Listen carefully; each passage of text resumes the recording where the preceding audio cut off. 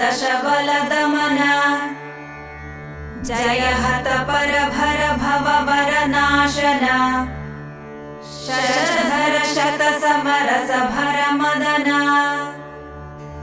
इति श्रीकल्कि पुराणे सुशान्तकृतं कल्किस्तोत्रं सम्पूर्णम्।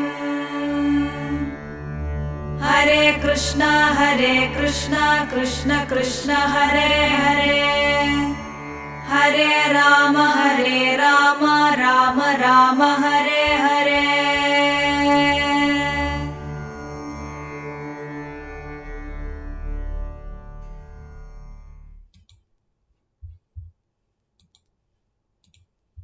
Jai. It's time for the Kalki Purana, Chapter 21. The followers of Kali are defeated in the killing of Koka and Bikoka.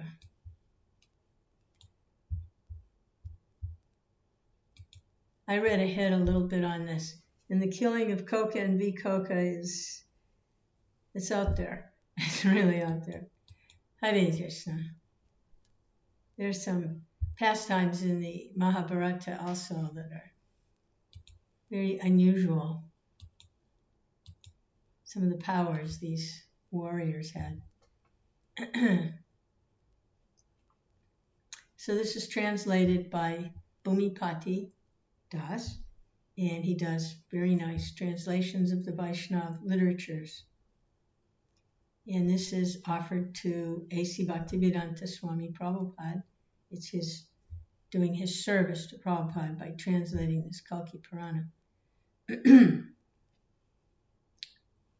And it was also spoken at the gathering of Naimisharanya, Sutta Goswami speaking to the sages and reciting the Bhagavad Purana. Also, this Purana, it's called a sub-Purana because it focuses specifically on just one incarnation, whereas the Bhagavad Purana is covers everything. But this narrows in on one incarnation, Kalki, an incarnation of Krishna that will appear 429,000 years from now. He appears at different times. His next appearance is 429,000 years. At the end of this Kali Yuga, which is the age of degradation, and Kalki comes to clean house. What Krishna in his various incarnations, their purpose is to reestablish religious principles and to annihilate the demons, to make the situation more suitable for people to be able to make some advancement in spiritual life.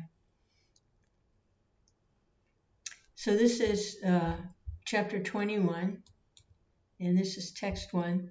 Sutta Goswami said, he's talking to the sages at Naimisharanya, as the fighting raged, Dharma and Satyayuga, personified, very angrily confronted Kali.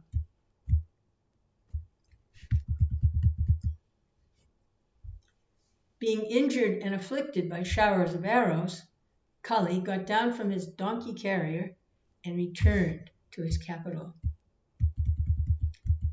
Kali's chariot, which was adorned with a flag having the symbol of an owl, was shattered. His entire body was soaked with blood. The smell of a decaying mouse emanated from his body, and his face appeared fraught with fear. In this condition, he entered his residence. Meanwhile, Damba, who was a disgrace to his family and a man of hollow character, being seriously wounded by the onslaught of sharp arrows, lost all enthusiasm to fight and returned home. Loba was soundly defeated by Prashada, who smashed his adversary's head with his club. Loba's chariot, the flag of which bore the emblem of a dog, was pulverized, and so he ran away from the battlefield while vomiting blood. These names, we have some, there's no purports. Bhumipati didn't give elaborate explanations, but we get a little hint here of what might be going on. And I think it's safe to say, because it started out Dharma and Satyayuga personified, angrily confronted Kali. So Dharma is the religious principles, Dharma, and Satyayuga is the golden age. So personified, they confronted Kali. And now these different names of these different, I don't know all of them, but the name Loba refers to, what is Loba? It's not something you want, a quality you don't want. It's, we've got Abhaya defeated Kroda. I believe Kroda refers to anger. And Loba, is that lust? Loba? Anyway, they would appear to be personifications of these qualities. Not that they're not personalities, they are, but they're in personified form. So the next verse, Sukha slapped Baya. So Baya, I believe Baya is fear. So Sukha slapped Baya so forcefully that he immediately gave up his life. Niraya also fell down dead onto the battlefield after being pummeled by Priti. I'm sure they're personifications of different qualities. Fairly sure. Satyayuga personified fought so heroically while showering his arrows that Adi and Diyadi dismounted their carriers and fearfully ran to safety. After the enemy had been routed, Dharma and Satyayuga, personified, entered Kali's capital, Visheshan, and set the whole city ablaze by releasing fiery arrows. Indeed, Kali was also burnt in the conflagration, but he managed to survive. Because his sons and wives were killed in the fire, Kali felt he had no alternative but to renounce his kingdom. He left the city alone and traveled to another country while continually shedding tears out of distress. Meanwhile, many Malechas, including the Shakas and Kambojas, were vanquished by celestial weapons of King Maro. King Devapi vanquished the Savaras, Cholas, and Bavaras with very little effort. This is all Kalki's army, his generals, and because this is his mission, is to defeat Kali. The greatly powerful king Vishakayupa invoked celestial weapons to defeat the Pulindas and the Pukasas. The pure devotee, King Vishayayupa, continued to slay his enemies with his sharp sword and torrents of arrows. Within a short while, most of the enemy soldiers lay dead upon the battlefield. Lord Kalki, who was especially accomplished in the art of fighting with a club, caused a great fear to enter the hearts of the enemy as he oppressed Koka and Vikoka. Koka and Vikoka's father was Vrikashura, and Sakuni was their grandfather. Just as Lord Hari had previously fought with the demons Madhu and Kaitaba, Lord Kalki now fought with these two brothers. The two brothers then managed to land a terrible blow of the club upon the body of Lord Kalki, so that he appeared injured. Indeed, the Lord's club fell from his hands, and upon seeing this, the spectators became astonished.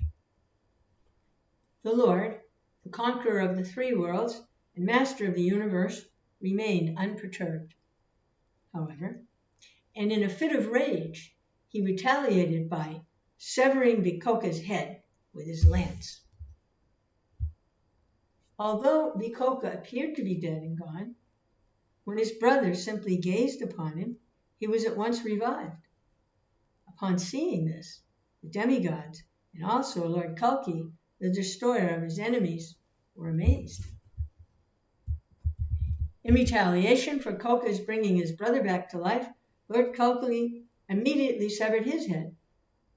Once again, however, simply by Vikoka's glance, Koka's head was replaced, and he continued fighting as if nothing had happened. The two powerful and deceitful demon brothers felt renewed enthusiasm as they continued to attack Lord Kalki, appearing like fate and death personified. With swords and shields in their hands, Koka and Vikoka struck the Lord again and again. Lord Kalki became further enraged, and at last he simultaneously cut off both their heads. And yet, much to his surprise, both heads miraculously rejoined their trunks as everyone looked on in astonishment. Lord Kalki anxiously contemplated the matter for a moment, and then the two brothers resumed their attack. At this time, Lord Kalki's horse began to forcefully kick the two brothers. This made the two invincible demons mad with rage, so that their eyes became red. Turning their attention away from the Lord, they pierced his horse with sharp arrows. The infuriated horse then bit Koka in Vikoka's arms, breaking their bones and causing their bangles and amulets to fall to the ground. In retaliation, the two demons caught the horse by its tail, just as a boy sometimes grabs the tail of a calf. So it looks like, although their arms were broken, they also were regenerated. Otherwise, how would they capture the horse's tail? The enraged horse then kicked both demons in the chest and with its hind legs, and blows felt just like thunderbolts. Although the two heroes fell unconscious onto the ground, they quickly regained their senses and stood up, challenging Lord Kalki to continue fighting. Meanwhile, Lord Brahma, who had been watching the battle from the sky, approached Lord Kalki and spoke with folded hands. "My dear Lord, you will not be able to kill these two demons with weapons.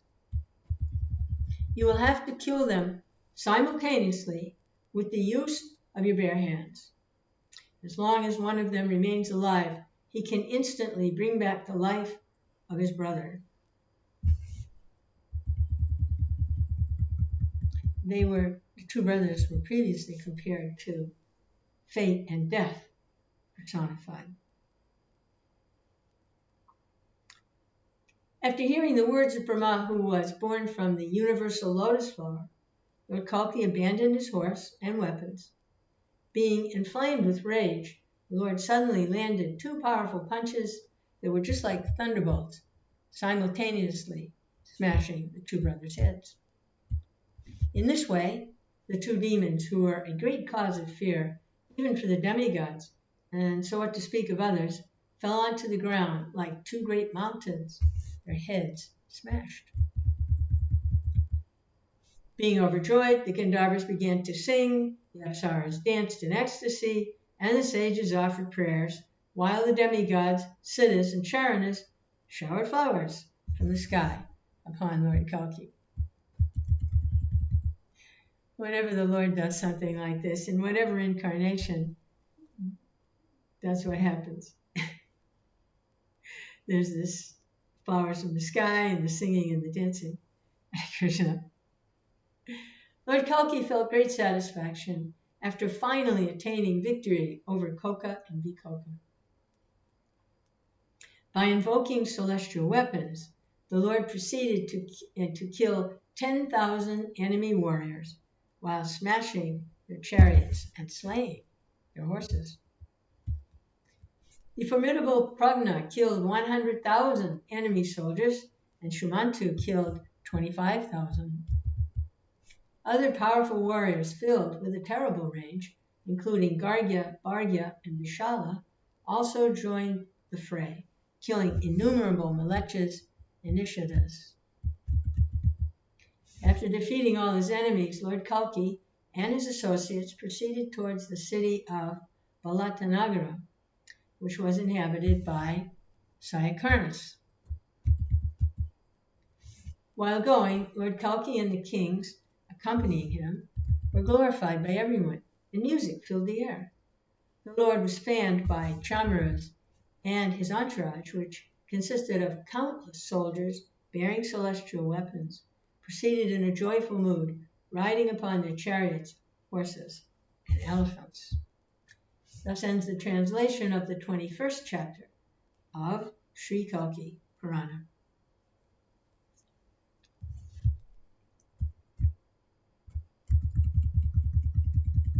This is the first time I'm reading any of this, so it's all new. And when these different names are mentioned, this king and that king, and who the father was, and it's all new. I have no reference to sort through it because there's more of a backstory in here, but I don't have access to it right now. I'm just reading this for the first time about Kalki. So chapter 22, Lord Kalki travels to Balatanagara, ruled by Sasivaj. A great battle takes place. More fighting. That's what Kalki came to do, so he got his sword and his horse from Lord Shiva to help him with this. Sutta Goswami said, after a short while, Lord Kalki, sword in hand, riding upon his horse, arrived at the city of Balata, accompanied by his vast army. The king of Balata was a great mystic yogi who was aware that Kalki was an incarnation of the Supreme Personality of Godhead, Lord Hari. Still, he came out of his city along with his army to fight with the Lord.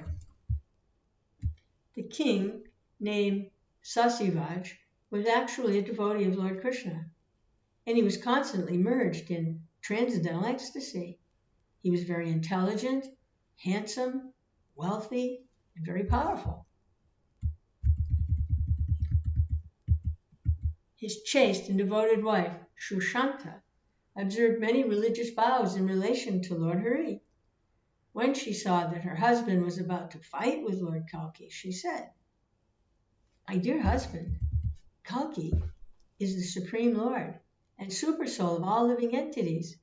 How can you dare to strike and injure his body? King Sasivaj said, O goddess Shushanta, in battle, there's no fault in injuring the body of an elderly person or even one's disciple. This principle has been ordained by Brahma himself. If one comes out victorious in battle, he can enjoy his kingdom without any hindrance. And if he dies in battle, he goes to enjoy celestial happiness in heaven. Therefore, for Kshatriya, both victory and defeat are auspicious. Shushanta said, this is his wife, the enjoyment of a kingdom without hindrance and the attainment of the heavenly planets may be accepted as the goal of life by those who are intoxicated by thoughts of sense gratification. But they are most insignificant for those who render service at the lotus feet of Lord Hari. O Lord, you are a servant, and Lord Kalki is the master. You have no desires for material enjoyment, and he's the bestower of fruits of action. Considering this, how is it possible for you to fight with him? King Sasivaj said, my dear goddess, both the Supreme Lord and his servants are transcendental to the dualities of material existence, such as happiness and distress.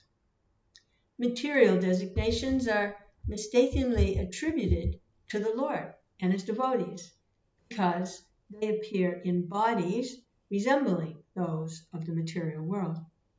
Therefore, fighting is simply another of our pastimes. Because the Supreme Lord appears in a human-like form, he displays anger, ambition, and other human qualities. Therefore, why should he not display the desire for enjoyment? The Supreme Personality of Godhead is eternal, and full of knowledge and bliss. When he incarnates within this world, he remains as he is, even though he assumes a body similar to that of a human being. He and his servant's birth, activities, and disappearance are transcendental, although to materialists they appear mundane. The object of service, the servant, and the service are creations of the Lord's internal potency. A devotee's realization that the living entities are simultaneously one with and different from the Supreme Lord awards him the three objectives of life. O Goddess, it is for this reason that I am eager to fight with Lord Kalki. You should now worship the Lord of Lakshmi with great attention.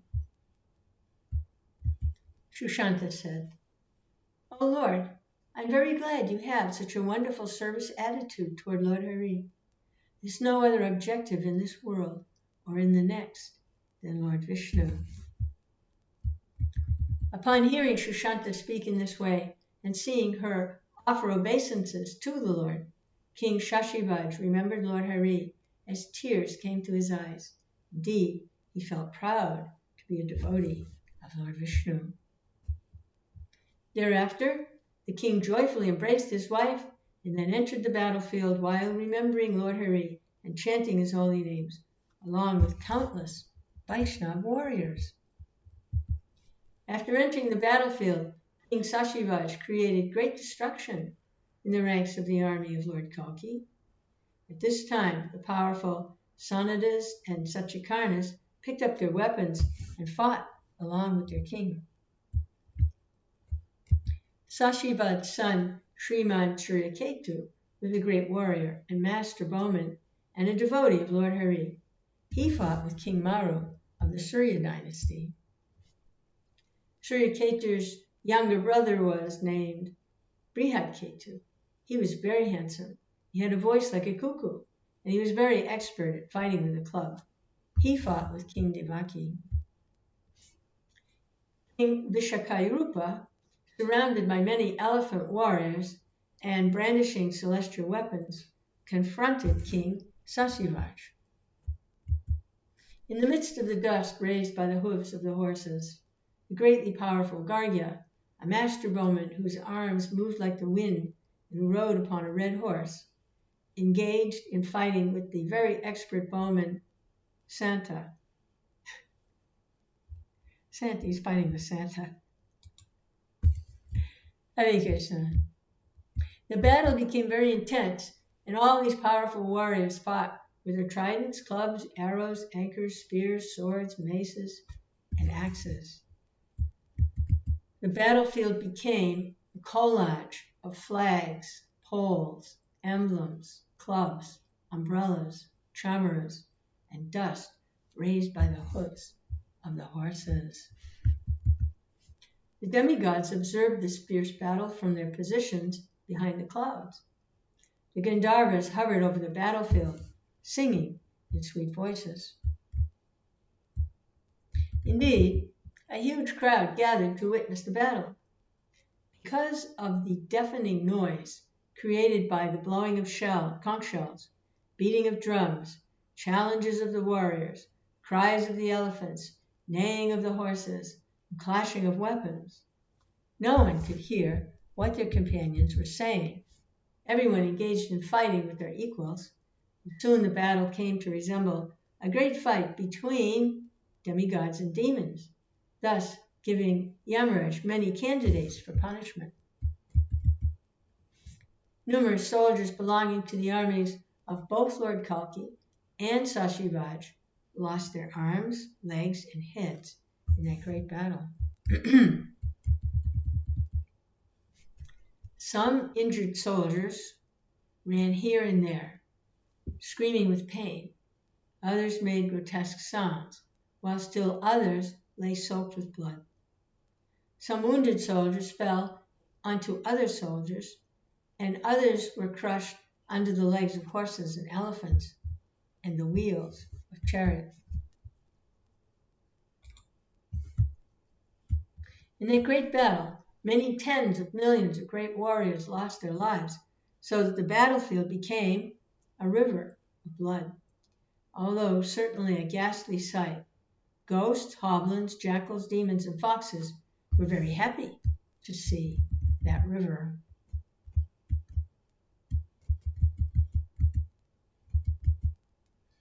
I believe there are a few pages missing in this manuscript. So